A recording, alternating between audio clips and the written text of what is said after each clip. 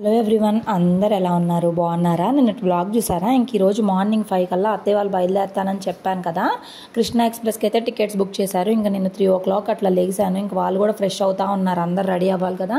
అందరూ చక్కగా స్నానాలు అవి చేసేసి బయలుదేరుతారు. ఇంకా నేను టిఫిన్ ఒక్కటే వేస్తున్నాను. భోజనాలు అయితే ఏం వండట్లేదు. ఆల్రెడీ మా చిన్న అత్తయ్య వాళ్ళు ఉన్నారు కదా, వాళ్ళైతే ప్రిపేర్ చేస్తారు. దీప్తి అదే మా తోడుకోళ్ళు ఉంది కదా, తనైతే ప్రిపేర్ చేస్తుంది. అందుకని చెప్పి నేనైతే చేయట్లేదు. లాస్ట్ టైం కూడా ట్రైన్ టైంకే వెళ్ళిపోయింది.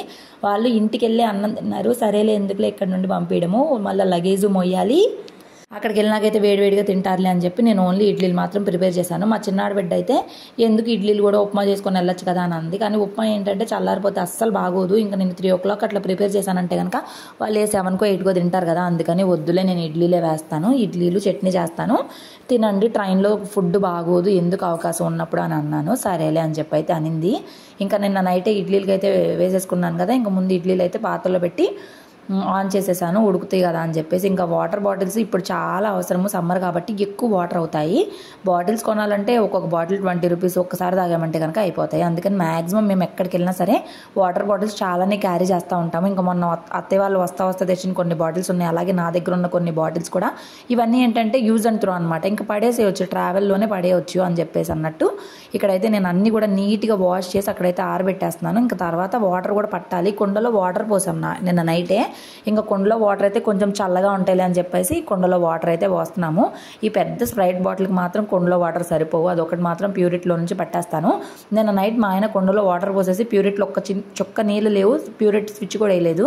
ఇంకా నేను లేచి చూసుకొని వేసుకున్నాను. ఇంకా సరే అని చెప్పేసి ఇక వాటర్ అయితే పట్టేస్తున్నాను. చిన్నగా ఒక్కొక్క పని చేసేసుకోవాలి, లేదంటే కనుక లాస్ట్లో హడావిడిగా అనిపిస్తుంది.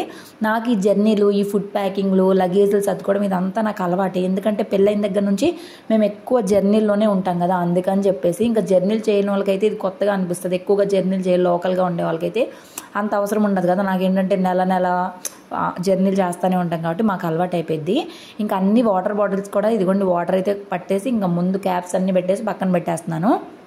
ఇంకా స్ప్రైట్ బాటిల్ ఒక్కదానికి వాటర్ పట్టేసేయాలి. ఇంకా చట్నీకి అయితే ప్రిపరేషన్ స్టార్ట్ చేశాను. పల్లీలు నిన్న నైటే వేపాను, కానీ ఎందుకో నాకు ఇంకా సరిగా వేగలేదు అనిపించింది. అందుకనే ఇంకా అవన్నీ కూడా వేపేస్తున్నాను. ఇంకొక పక్కన ఇడ్లీలు కూడా ఒక వాయి అయితే రెడీ అయిపోయింది. ఇవి తీసి కొంచెం చల్లారినాక తీసి కనుక మనం వేసుకుంటే చక్కగా రౌండ్గా అదే ఏమి పాడవకుండా వస్తాయి ఇడ్లీలు. వేడివేడిగా వేసామనుకోండి అవి కరెక్ట్గా రావన్నమాట. నాకు చెప్పడం రావట్లేదు అది. ఇంకా చట్నీ కూడా ప్రిపేర్ చేయాలి. కాకపోతే అవి పడుకొని ఉన్నాడు, మళ్ళీ లెగుస్తాడేమో అని చెప్పి చట్నీ మాత్రం ప్రిపేర్ చేయాలి. లాస్ట్లో ఇంకా కాసేపట్లో బయలుదేరతారు, లగేజ్ సర్దాలి అన్నప్పుడు నేను చట్నీ మిక్సీకి వేసాను. అంతలోపు చిన్నగా సైలెంట్గా ఉండే పనులన్నీ చేసుకున్నాను. షింక్లో కూడా అంట్లేం లేవు. నిన్న నైటే అత్తయ్య అన్నీ తోమేశారు, ఒక్కటి కూడా లేకుండా. ఇంక ఇప్పుడు ఈ పడేవి మాత్రమే నేను తోముకోవాలి. ఇప్పుడేముంది, నిదానంగా నిద్ర లేచిన తర్వాత అయినా తోముకోవచ్చు, కంగారేం లేదు. ఇంక ఇడ్లీ స్టాండ్లో నుండి ఇడ్లీలు అయితే తీసి ఇలాగ పక్కన చల్లార్చిన తర్వాత స్పూన్ కూడా వాటర్తో తడుపుకొని కనుక మనము తీసామంటే ఇడ్లీలు పర్ఫెక్ట్గా వస్తాయి. చూసారు కదా. నేనేంటంటే మామూలుగా నేను ఒక్కదాన్నే ఉన్నప్పుడు మనకు ఆత్రం అనమాట, వేడివేడిగా తీసేస్తానా ఇడ్లీలాగా రావు, ఉండల్లాగా వస్తాయి. ఎప్పుడైనా కానీ ఇలా తీస్తే చూడడానికి బాగుంటుంది, తినడానికి కూడా చాలా బాగుంటుంది కదా. ఇంకా ఫస్ట్ ఒక వాయి అయితే తీసేసి మళ్ళీ ఇంకొక వాయి ఇడ్లీలు అయితే వేయాలి. వాళ్ళైతే ఇన్ని ఇడ్లీలు ఎక్కువైపోతాయి కదా, వద్దులే అన్నారు.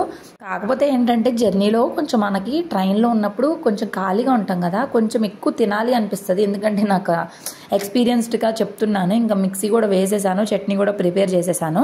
ఒకసారి టేస్ట్ అది చూపిస్తే ఉప్పు కొంచెం తగ్గిద్దంటే ఉప్పు కూడా వేసేసి కలిపేసి అయితే వాళ్ళకి చట్నీ అయితే పెట్టేశాను. ఇంక ఇప్పుడు అంతా ప్యాక్ చేసేయడమే. అందరూ కూడా చక్కగా రెడీ అయిపోయారు. ఇంకా మా వారు లేచి రెడీ అయితే కనుక ఇంకా వెళ్ళని తీసుకెళ్ళి స్టేషన్లో ట్రైన్ ఎక్కిచ్చేసి వచ్చేస్తారు. ఇంకా సరిపోతుంది. ఇంక ఈరోజు ఆఫీస్ కూడా ఉంది. నిన్న ఆఫీస్కి వెళ్ళలేదు, నిన్న లీవ్ పెట్టుకున్నారు మా వారు. ఇంకా హవి ఏం చేస్తాడో ఏంటో తెలీదు. ఇంకా అందరు వెళ్ళిపోయినాక హవి ఒక్కడనే హ్యాండిల్ చేయాలంటే ఈ మధ్య బాగా ఏడుస్తున్నాడు కాబట్టి కొంచెం కష్టంగా ఉంది. చూసారు కదా, ఇడ్లీలు అలాగే చట్నీ కూడా ప్యాక్ చేశాను. ఇంకా అంతలో మా అత్తయ్య పాలు బయట ఉంది కదా, టీ పెట్టలేదు ఏంటి అని చెప్పి అడిగారు. నిజానికి నాకు గుర్తులేదంటే మా మామయ్య అప్పుడే ఫ్రెష్ అయ్యి వచ్చారు. ఇంకా ఒకేసారి పెట్టేసాం అనుకోండి వాళ్ళు కూడా తాగేస్తారు కదా అన్నట్లుగా కూడా నేను సైలెంట్గా ఉన్నాను. ఇంకా సరే అని చెప్పి రెండిట్లో పాలది పోసేసుకున్నా. ఒక పాలు ఏంటంటే ఎక్స్ట్రా అయిపోతాయి, అవన్నీ పక్కన పెట్టేసుకొని నేను తర్వాత తోడు పెట్టేసుకున్నాను. హవికి పెరుగు పెడదామని చెప్పేసి. పాలు అసలు లాగట్లేదు హవి. కాకపోతే అవికి ఫీడింగ్ అనేది పూర్తిగా స్టాప్ చేయాలి. చూడాలి ఎలా చేస్తాను ఏంటో తెలియదు, కానీ ఐడియా లేదు, చూద్దాం ఏం జరిగిద్దో. బయట పాలు కూడా తాగట్లేదు అవి. ఫస్ట్ ఒక 2 days తాగాడు, ఇంకా తర్వాత అంతే, ఏదైనా అంతే కదా ఇంకా పిల్లలు.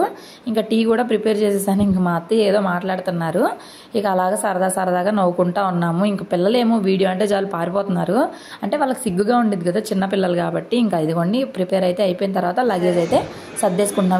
ఇంతలోపు టీ మరుగుతుంది కదా అని చెప్పేసి ఇడ్లీ అలాగే చట్నీ వాటర్ బాటిల్స్ అన్నీ ఒకే సంచి చేసాం. ఎక్కువ అయినాయి అనుకోండి, మొయ్యలేరు కదా. ఆల్రెడీ వాళ్ళకి మా చిన్నాడు బట్టి వాళ్ళే 2 లగేజీలు ఉన్నాయి, మా అత్తయ్యది ఒక లగేజ్, 2 లగేజీలు అని ఇది ఒకటి, మొత్తం 5 లగేజెస్ కదా. కాకపోతే పిల్లలు ఉన్నారు, అందరూ మోసే వాళ్ళేలే. కానీ ఎక్కువ లగేజ్ చేసుకోకుండా ఎంత తక్కువ చేసుకుంటే జర్నీలో అంత హ్యాపీగా అనిపిస్తుంది, నాకైతే అంతే. కానీ మేము ఎప్పుడు వచ్చినా వెళ్ళినా చాలా లగేజే అవుతుంది. ఇప్పుడు హవి పుట్టినాక మరీ ఎక్కువైపోయింది, హవి కోసమే ఎక్కువ. హవి డైపర్లు, వెట్ వైప్స్, హవి బట్టలు అలా చాలా అయిపోతాయి అన్నమాట. పిల్లలకి ఏంటంటే నేను ఒక 4-5 జతలు ఎక్స్ట్రానే పెట్టేస్తాను, ఎందుకంటే పిల్లలు కాబట్టి ఎప్పుడే అవసరం ఉంటుందో తెలియదు, ఎక్కడికి వెళ్ళాల్సి వస్తుందో తెలియదు అని చెప్పి. సో ఇక్కడ అంతా కూడా ప్యాక్ చేసేసాను. ఇది చూడండి, రిషి వీడియో తీయొద్దంట, చూడండి చేతిలో పెడుతున్నాడు. మోక్షి ఏమో మళ్ళీ మ్యాచ్ ఏదో హైలైట్స్ ఉంటాయి కదా అవేవో చూస్తూ ఉన్నాడు అనమాట. ఇంక ఇక్కడ అందరు రెడీ అయిపోయి కూర్చున్నారు. ఇంకా మా వారు రెడీ అవడమే ఆలస్యము. ఇంకా టీ అది మరిగింది, ఇంకా టీ పోసి ఇచ్చానంటే ప్రశాంతంగా టీ తాగేసి వెళ్ళిపోతారు. ఇంకా మళ్ళీ సాయంత్రం దాకా తాగరు కదా. మధ్యలో ట్రైన్లో టీ అంతగా బాగోవు, అందుకని అంతగా ఇష్టపడరు ఎవరు కూడా. నాకు అసలు ట్రైన్లో ఫుడ్ కానీ ఏం నచ్చట్లేదు, ఎందుకంటే వాళ్ళు ఎలా అంటే అలా చేస్తారు, మన హెల్త్ ఖరాబ్ అయిపోద్ది, తర్వాత ఇంకెవరిని అడిగినా ఏమీ ఉండదు కదా. అందుకని మ్యాక్సిమం మనకు కుదిరినంత వరకు, మనకు ఒంట్లో ఒప్పుకున్నంత వరకు మనమే చేసుకోవడం బెటర్. ఇంకా టీ కూడా ఇచ్చేసాను, ఇంకా టైం అవుతుంది, మా వారు రావాలి. హవి అయితే లెగవలేదు, లాస్ట్ టైం అయితే లేచిపోయాడు. కానీ ఈరోజు వీళ్ళందరూ సైలెంట్గా ఉన్నారు కదా, అంటే అప్పుడు చిన్నపిల్లలు ఉన్నారు కదా, వాళ్ళు అలా అల్లరి చేయడము, మాట్లాడడము, అరుపులు అలాగా. అవి లేచాడు, ఇప్పుడైతే లెగవలేదు, ప్రశాంతంగా పడుకొనే ఉన్నాడు. మా అత్తయ్య వాళ్ళు వెళ్ళే టైంకి కూడా పడుకొనే ఉన్నారు. ఇంకా మా వారు కూడా రెడీ అయ్యి వచ్చేసారు. 5 o'clock అయిపోయింది అప్పటికే. నేను చెప్తున్నాను 5 అయిపోయింది, ఇంకా టైం అయిందంటే మా మామయ్య లేచి తొందరగా టీ తాగాలి అన్నట్టు లేచారు. ఇంకా లగేజ్లు వేసి అద్దాలి కదా, ఇంకా పిల్లల్ని మా వారిని అయితే లగేజ్లు వేసి అద్దండి, అంతలోపు నిదానంగా అత్తయ్య వాళ్ళు దిగుతారులే అని అయితే చెప్పాను. సరే అని చెప్పి అన్నారు. ఇంకా వీళ్ళందరూ లగేజీలు తీసుకొని వెళ్ళి డిక్కీలో పెట్టి కార్ తీసి సర్ది సరిపోయిద్ది టైము.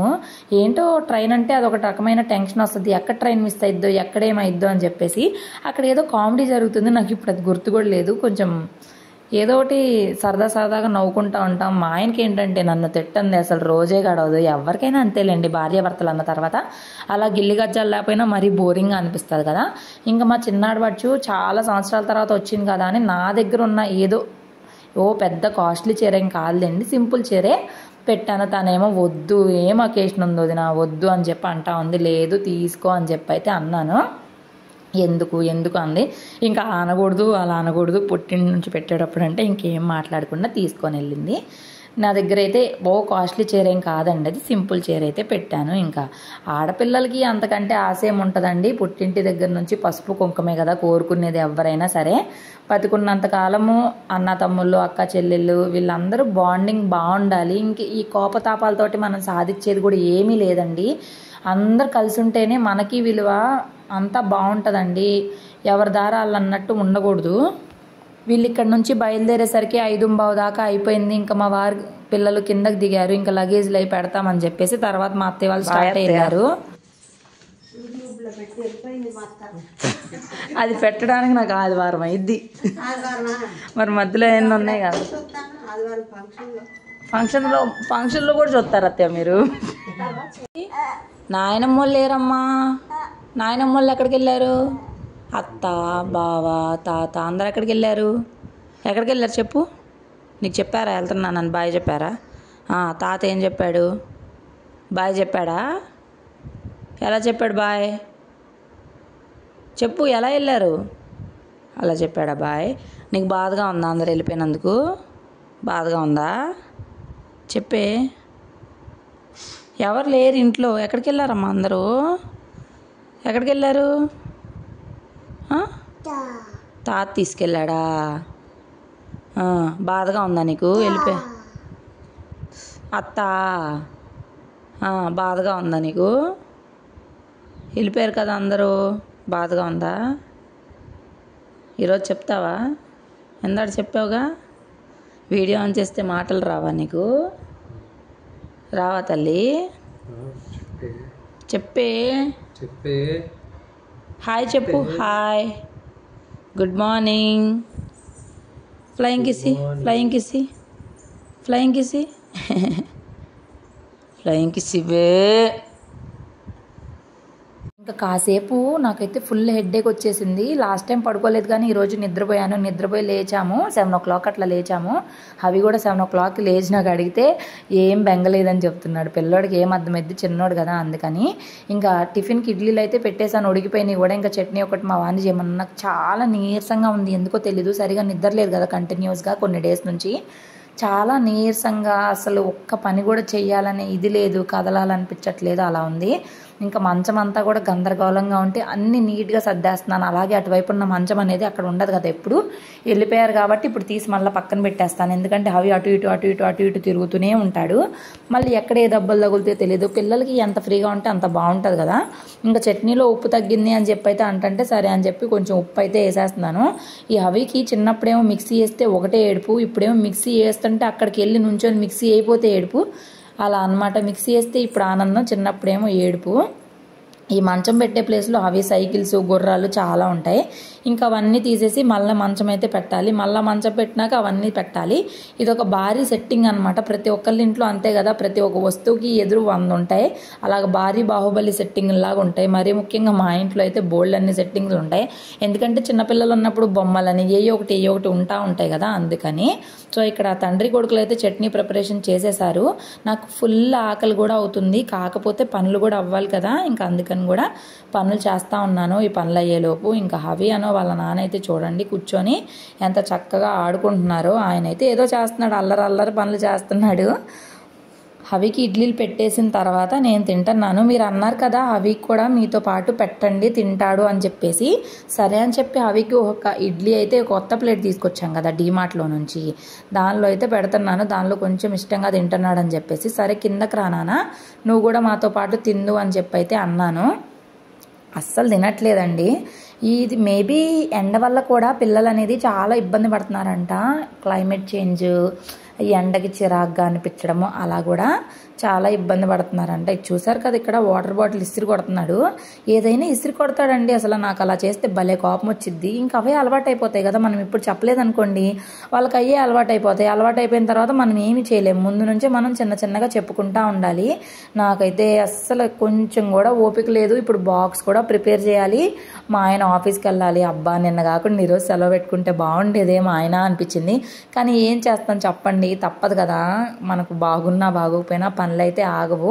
నాకు ఇంకా ఎంత పని ఉందంటే, ఇంట్లో ఇల్లు ఉడవాలి, మళ్ళీ అక్కడ స్టాండ్లో బోల్డ్ అన్న అంట్లు సర్దాలి, మళ్ళీ అంట్లు ఉన్నాయి అంట్లు తోమాలి, మళ్ళీ అవికి నీళ్లు పొయ్యాలి, 2 ట్రిప్పులు బట్టలు ఉన్నాయి బట్టలు ఆరేయాలి. ఇవి చెప్తుంటేనే నీరసం వస్తుంది నాకు. సో అలా ఉంటుంది ఒక్కొక్కసారి. మన ఒంట్లో ఓపిక లేనప్పుడు చిన్న పని కూడా పెద్ద పనిలాగా కనిపిస్తుంది కదా.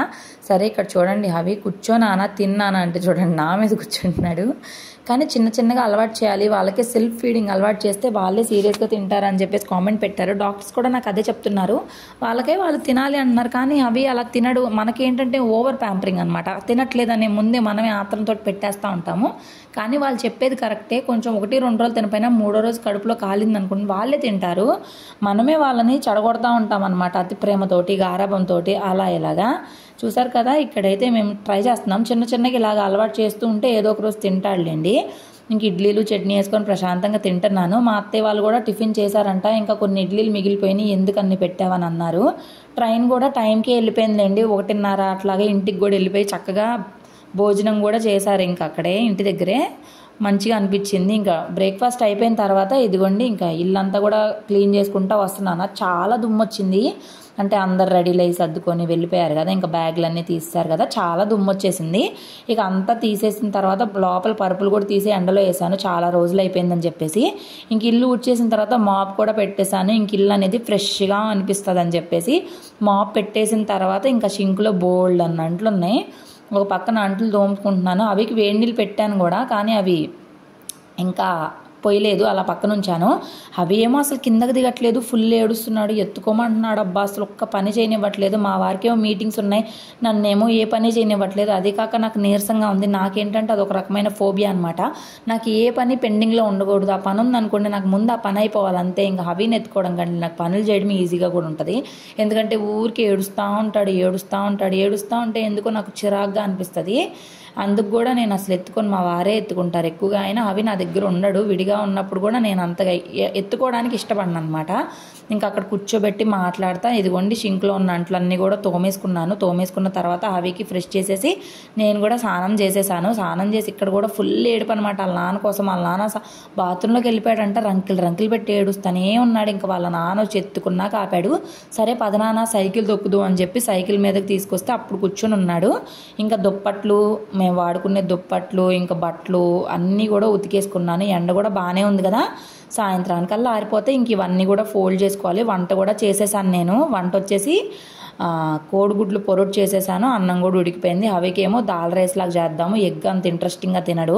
దాల్ రైస్ అయితే కొంచెం ఎంతో కొంత తింటాడులే అని చెప్పి దాల్ రైస్ కూడా నానబెట్టేసి అయితే ఉంచేసాను. ఇంక ఇదండి ఈరోజు ఇలా గడిచింది. ఈ రోజు అంతా కూడా ఇక్కడ చూడండి, ఏడుస్తున్నంతసేపు ఏడుస్తాడా, నవ్వినప్పుడు ఇలా ఉత్సాహం వచ్చినప్పుడు మాత్రం చాలా హ్యాపీగా అనిపిస్తుంది. ఏడిస్తేనే చిరాగ్గా అనిపిస్తుంది. టైం ఇప్పుడు 10:30 అవుతుంది. అవి ఫుల్ ఏడుస్తూనే ఉన్నాడు. మాకు పెద్ద టాస్క్ అయిపోయింది. అలా ఏడ్చావాలగా.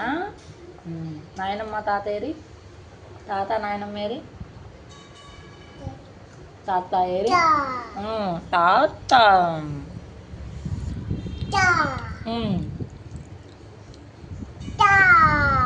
ఏం తానే తాత.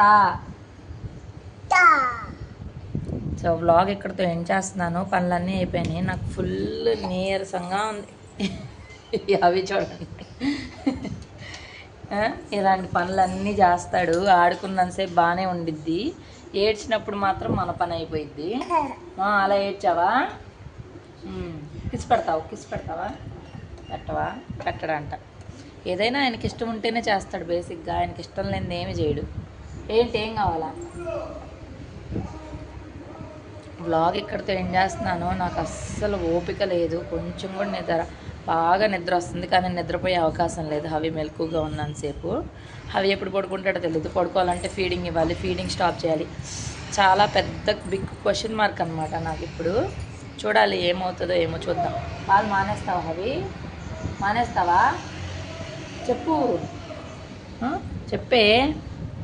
దొంగ, దొంగ పిల్లోడా, చెప్పే.